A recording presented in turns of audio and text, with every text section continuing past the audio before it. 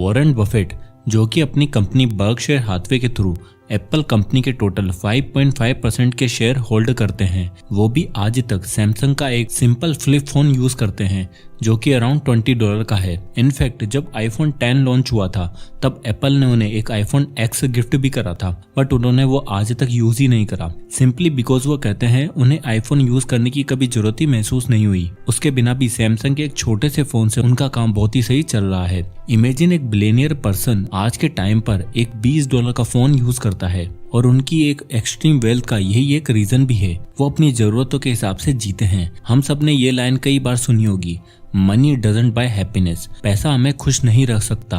अब कोई ज्यादा पैसों से खुश हो या ना हो, बट ये बात तो सच है कि कम पैसों में हम हमेशा दुखी ही रहते हैं, कई परेशानियों का सामना करते हैं और हम पूरी लाइफ स्ट्रगल करते ही रह जाते हैं। और सिर्फ एक सिंपल रूल जो है लिव बाय योर मीन्स, यानी आपके पास जितना है हमेशा उससे कम खर्चा करो। अगर इस सिंपल रूल को आप अपनी लाइफ में ऐड कर लो तो ये आपकी पूरी फाइनेंशियल लाइफ चेंज कर सकता है। इसी तरह आज की वीडियो में मैं आपके साथ 7 और पैसे के ऐसे नियम शेयर करूंगा जिसे अगर आप फॉलो करोगे तो आपको कभी भी अपनी लाइफ में फाइनेंशियली स्ट्रगल करना नहीं पड़ेगा। अब आता है सेकंड रूल, पे योरसेल्फ फर्स्ट। दुनिया में 3 तरह के लोग होते हैं, पहले जो सेव करते हैं, दूसरे जिन्हें लगता है कि वो कभी सेव ही नहीं कर सकते, और तीसरे जिन्हें लगता है कि उन्हें सेव करने की जरूरत ही नहीं है। बट ऑथर मॉर्गन हाउसल अपनी book the psychology of money में बताते हैं कि वेल्थ को बिल्ड करने में ये ज्यादा मैटर नहीं करता है कि आपकी इनकम कितनी है या आपके इन्वेस्टमेंट से आपको कितना रिटर्न्स मिल रहा है, बल्कि जो चीज सबसे ज्यादा मैटर करती है वो है कि आप कितना पैसा सेव कर रहे हो। अगर आपको लगता है कि वेल्थ बिल्ड करने के लिए आपको और ज्यादा मनी की जरूरत है या आपको ज्यादा से ज्यादा इन्वेस्टमेंट रिटर्न चाहिए तो आप गलत हो। इन्वेस्टमेंट रिटर्न्स आपके हाथ में नहीं है। आपको नहीं पता कि मार्केट में कब क्या हो जाए, आपकी इन्वेस्टमेंट स्ट्रेटेजी काम करेगी या फिर नहीं, बट आपके हाथ में जो है वो है आपकी पर्सनल सेविंग्स, जिस पर आपका 100% कंट्रोल है, जिसे सेव कर आप अपनी वेल्थ जनरेट करोगे। 2017 के एक सर्वे के अकॉर्डिंग ये देखा गया था कि 6 में से 1 इंसान ऐसा जरूर था जिसका अपनी सेविंग्स को लेकर ये कहना था कि उसे कभी अपनी सेविंग्स प्लान बनाने का टाइम ही नहीं मिला।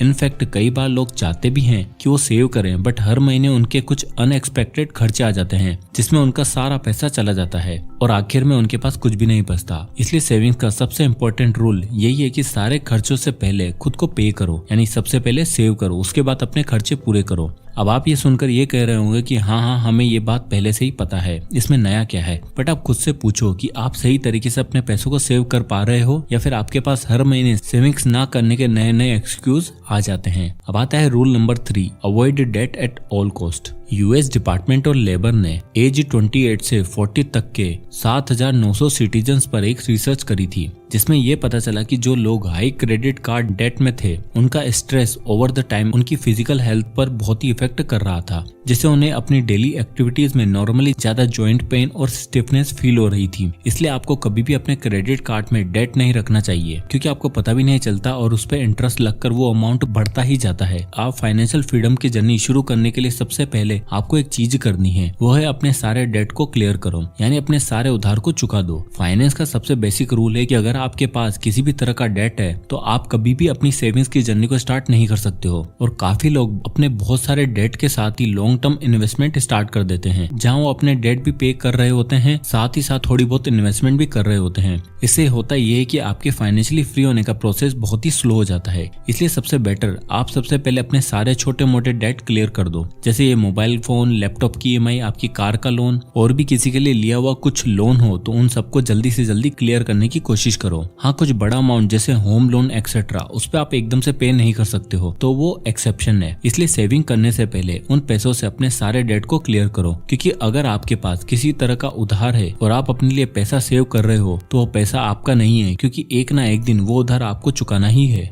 अब आता है rule number 4, invest with discipline for a very long term. हर किसी को लगता है कि वो एक लॉन्ग टर्म इन्वेस्टर है, बट जैसे ही उनके स्टॉक्स के प्राइस गिरने लगते हैं वो अपने स्टॉक्स को सेल कर देते हैं और एक मूवमेंट में ही उनका लॉन्ग टर्म सक्सेसफुल इन्वेस्टर का माइंडसेट एक फेलियर में कन्वर्ट हो जाता है। कई बार लोग एक ही स्टॉक्स को बहुत अच्छे प्राइस पे खरीदते हैं, उन्हें लगता है कि इससे उन्हें लॉन्ग टर्म में बहुत अच्छे रिटर्न्स मिलेंगे, वो बहुत अमीर हो जाएंगे, और वो नो डाउट बिल्कुल सही सोच रहे हैं। बट जैसे कुछ मंथ्स या 1-2 सालों में उनके पैसे डूबने लगते हैं तो वो लॉन्ग टर्म नहीं सोच पाते और वो इमोशंस में आकर अपना करोड़ का लॉस करवा लेते हैं। सो प्रॉब्लम यहाँ आपकी थिंकिंग या नॉलेज में नहीं है, प्रॉब्लम है आपके डिसिप्लिन में। इन्वेस्टिंग से अपना फाइनेंशियल फ्यूचर सिक्योर करने में आपको बहुत सारा पेशेंस और इमोशन कंट्रोल लगता है। आपको सही डिसीजन लेने हैं, कई बार आप फेल भी होंगे, आपका पैसा डूबता हुआ नजर भी आएगा, बट आप मेंटली स्ट्रांग रहते हुए आपको लॉन्ग टर्म तक इन्वेस्ट रहना ही पड़ेगा, तब जाकर आप फ्यूचर में अपनी डिजायर लाइफ को अचीव कर पाओगे। अब आता है rule number 5, make an emergency fund. Murphy's law कहता है कि if anything that can go wrong will go wrong. अगर कुछ खराब हो सकता है और आप उसके लिए प्रिपेयर नहीं रहोगे तो वो जरूर खराब हो जाएगा। ज्यादातर लोगों को अगर कोई इमरजेंसी आती है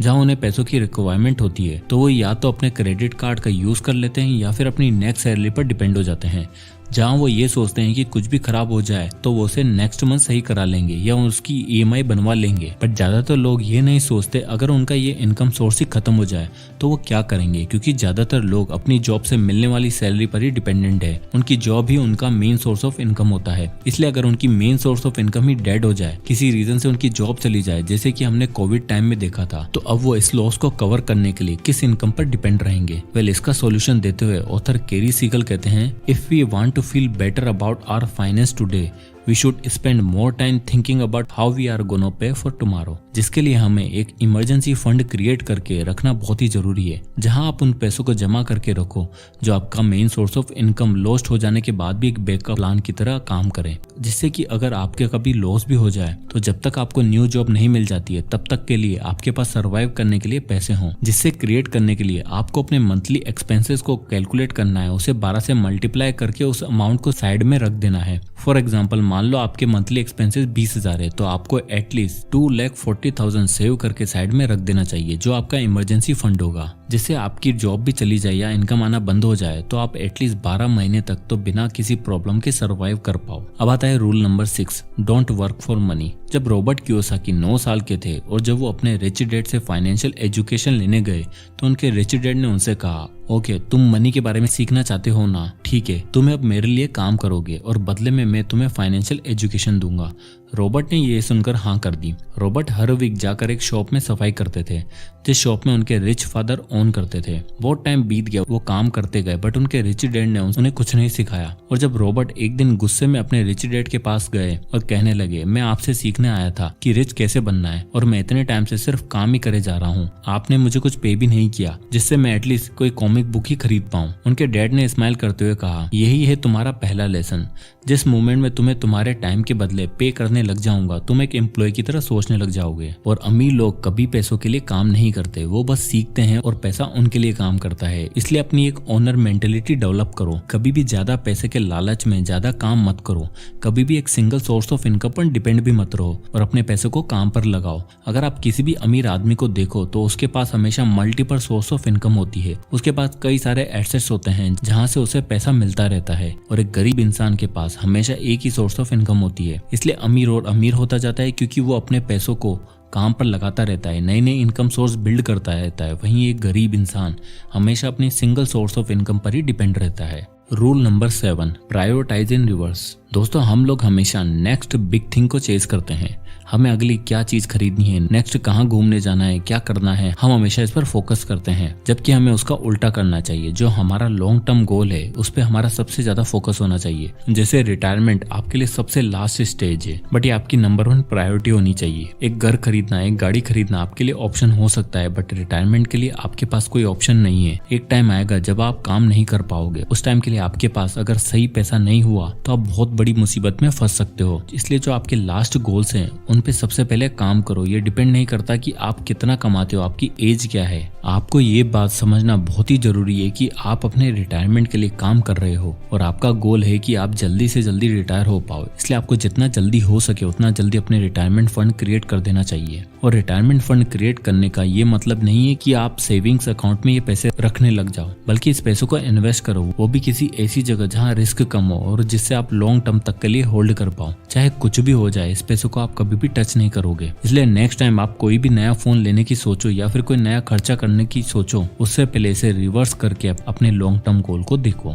अब आता है rule number 8, always look for discount. अपने पैसे सेव करने का मतलब ये नहीं है कि आप सिर्फ अपनी सैलरी का कुछ अमाउंट सेव करो, बल्कि अपने एसेट्स और लायबिलिटीज को सस्ते से सस्ते दाम पर खरीदना भी एक सेविंग्स ही है। कई लोग ये गलती करते हैं कि वो हर मंथ कुछ अमाउंट सेव तो कर लेते हैं, बट उसके बाद कहीं पैसा बचाने का नहीं सोचते और महंगे महंगे खर्चे करते जाते हैं, जबकि वो और रिसर्च करके उस चीजों को सस्ते में और स्मार्टली खरीद सकते हैं। अभी हर जगह पैसा बचाने की आदत आपको बहुत ही अजीब लग रही होगी कि यार मैं तो थोड़े से पैसे बचाकर क्या ही कर लूंगा, बट जब आप क्वालिटी प्रोडक्ट सस्ते में खरीदना सीख जाओगे और टाइम के साथ ये स्किल्स आपकी आदत बन जाएगी, तो आपकी लाइफ में बहुत ज्यादा चेंजेस आने लग जाएंगे। आप पैसों को लेकर पहले से और भी ज्यादा समझदार हो जाओगे। जब फेसबुक ने व्हाट्सएप को खरीदा तब व्हाट्सएप ऑलरेडी $138 मिलियन के लॉस में था और उस समय व्हाट्सएप की बिडिंग प्राइस $16 बिलियन थी। लेकिन फेसबुक के ओनर मार्क जकरबर्ग ये जानते थे कि व्हाट्सएप के बहुत ज्यादा यूजर हैं और फ्यूचर में व्हाट्सएप उन्हें बहुत फायदा दे सकता है, इसलिए उन्होंने 2014 में व्हाट्सएप को $19.3 बिलियन